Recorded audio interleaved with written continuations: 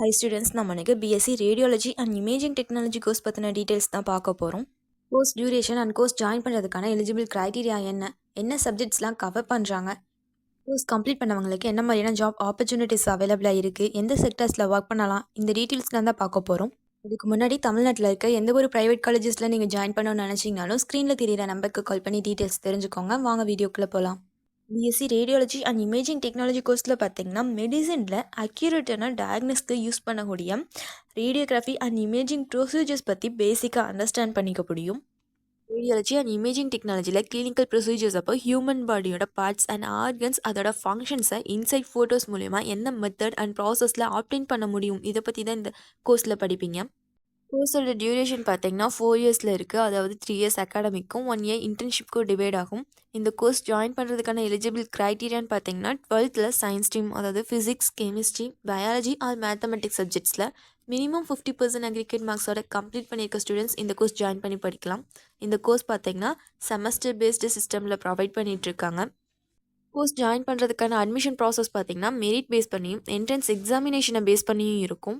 Radiology and imaging டெக்னாலஜியில் என்ன சப்ஜெக்ட்ஸ்லாம் cover பண்ணுறாங்கன்னு பார்த்தீங்கன்னா generation and properties of X-ray, radiation hazard, radiation production, ultrasound, CT scan, human resource, anaesthesia, diagnostic radiology, இந்த மாதிரி நிறைய சப்ஜெக்ட்ஸ் டீச் பண்ணுவாங்க.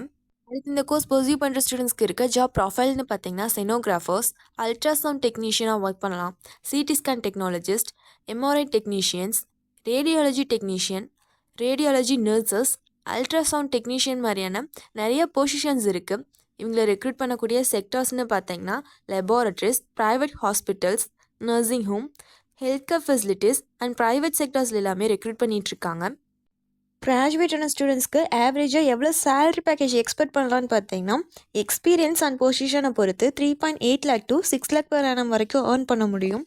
இந்த கோர்ஸ் கம்ப்ளீட் பண்ண பிறகு ஹையர் ஸ்டடீஸ் பண்ண நினைக்கிற ஸ்டூடெண்ட்ஸ்க்கு என்னென்ன கோர்சஸ் அவைலபிளாக இருக்குதுன்னு பார்த்தீங்கன்னா மாஸ்டர்ஸில் magnetic resonance technology, radiopharmaceutical science, MSc medical radiation physics, postgraduate diploma in radiotherapy technology, இது போல் இன்னும் சில பிஜி டிப்ளமோ கோர்சஸும் பண்ணலாம்.